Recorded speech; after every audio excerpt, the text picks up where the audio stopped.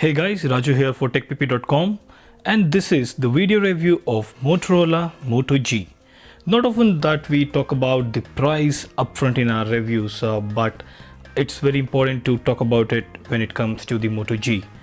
This phone costs just around 179 US dollars, which is say something around 12,500 Indian rupees.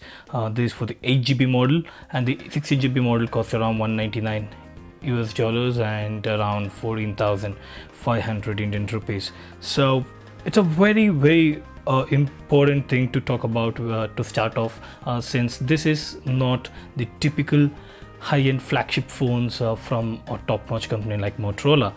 This is a little brother of Moto X, but trust me, it's not trying to copy or say imitate Moto X in any way possible. Unlike the miniature versions of Samsung Galaxy S4, HTC One, LG G2, Motorola is not using the mini card to play their low-end game. Instead, they are having a different take on the whole thing. The design is different from Moto X. It doesn't look anything similar to that, but Moto G, trust me, it's a good deal. So let's find out how.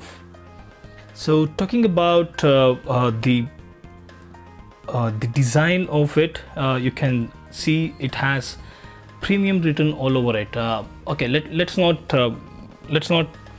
be blind to the fact that this is a low-end phone, but when it comes to the build quality, there is absolutely nothing that you will notice when you hold it in your hands for the first time.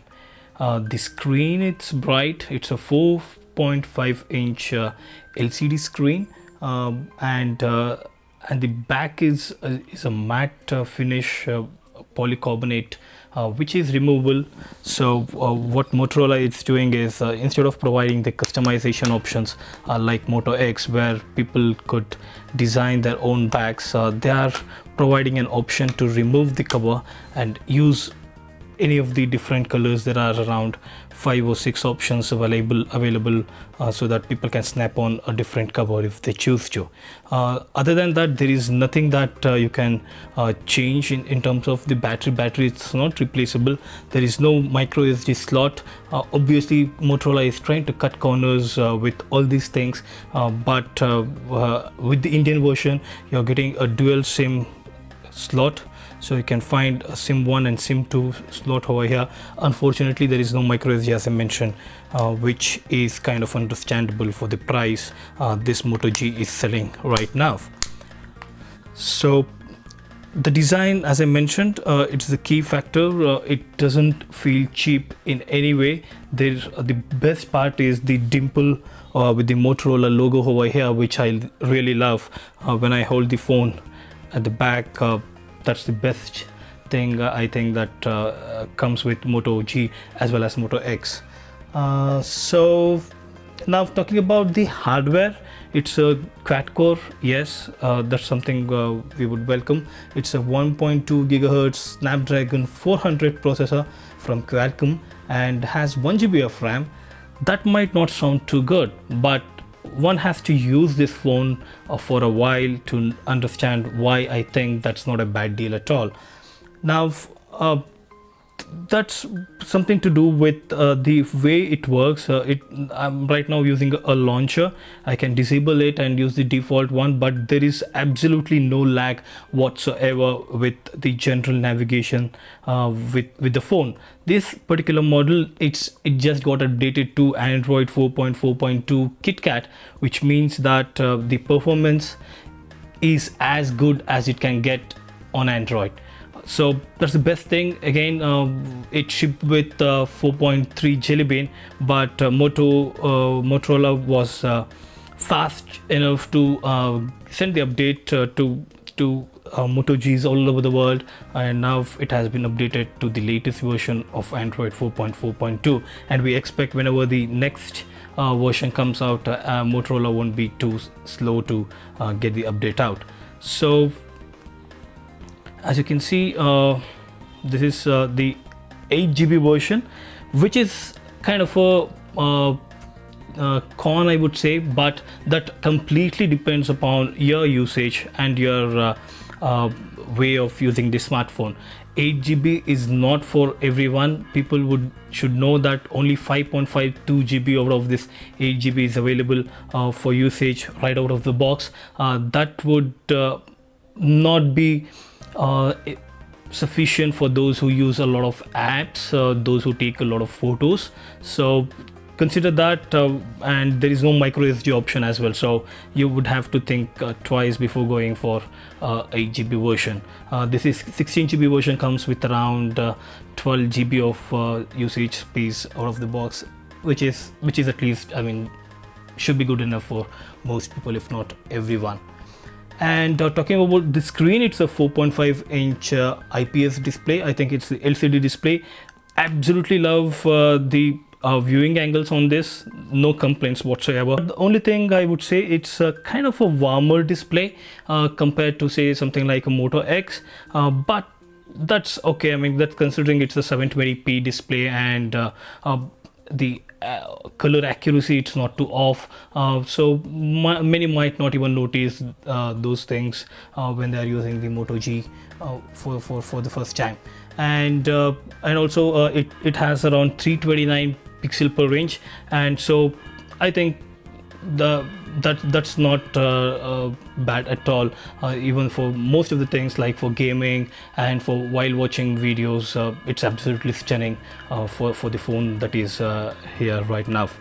And talking about the connectivity options, it lacks few. I mean, it doesn't come with NFC, and it doesn't come with LTE support, of course, but it comes with 3G. It comes with Bluetooth 4.0 low energy, which is kind of very important these days, with a lot of accessories like smartwatch and stuff making use of it. So that's kind of really good to have.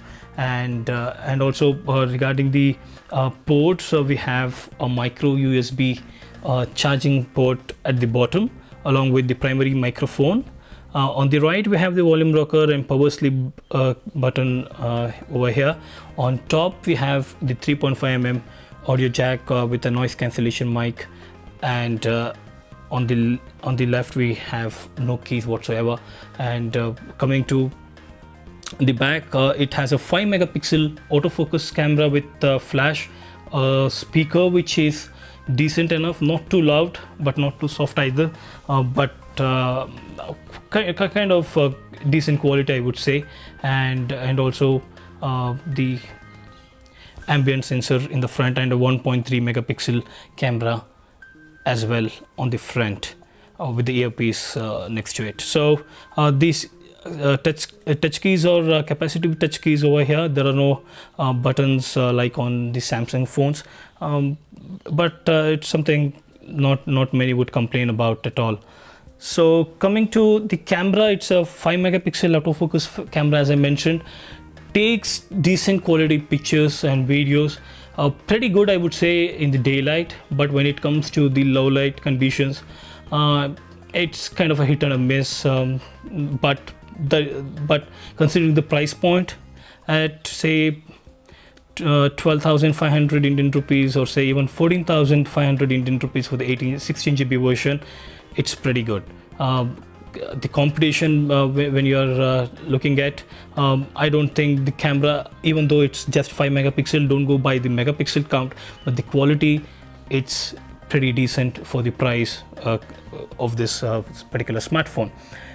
So now coming to the software, it's running Android 4.4.2, which was just upgraded some days back. So very smooth, very efficient. There is hardly any lag when you open the phone, open the apps and play around. There is pretty good in terms of all the options over here. It doesn't even the gaming, I would say it's very good. I can show some of the games. I have tried a lot of them actually. Riptide GP2, have tried Asphalt 8. Most of them actually it works great. It doesn't break a sweat to run any of those things at all.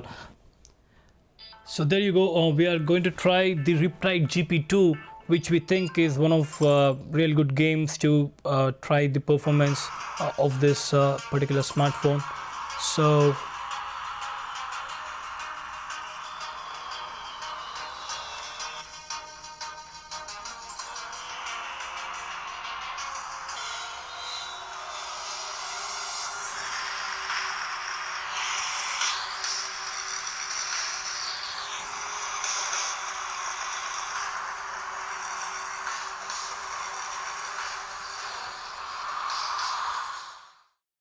so nothing much to complain about the performance. Of course, there are some lags which you would find when you go to the web browser. Say, let me go to our own website. You would notice some lags here and there. That is, I think, something to do with the processor speed rather than the graphics. Now, to summarize, I mean, this is a very